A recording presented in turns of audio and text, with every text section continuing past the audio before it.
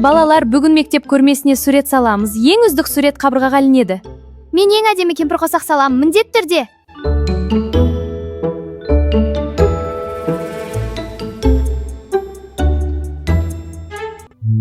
Суретім дұрыс болмай жатыр. Раяна, суретін қисық қой. Мен ештеңені дұрыс істей алмаймын.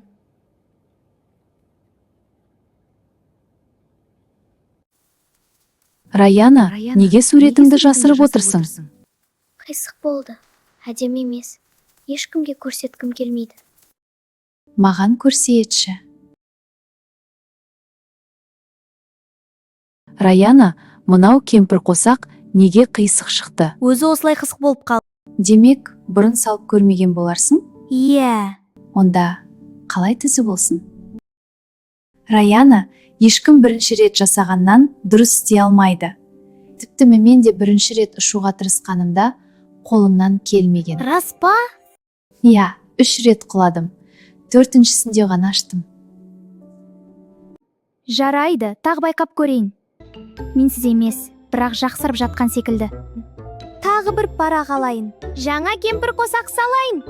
Міне басталды. Болады, сосын сары, жасыл. Кемпір қосағым дайын, қандай әдемі.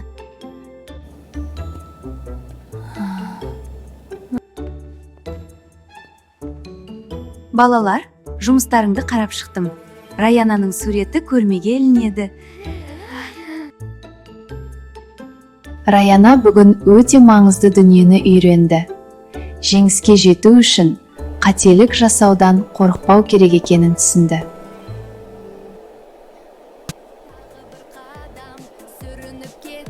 Балалар, қателессеңдер де тоқтамаңдар. Тағы тырысыңдар. Қателік сенің жауың емес, ұстазың.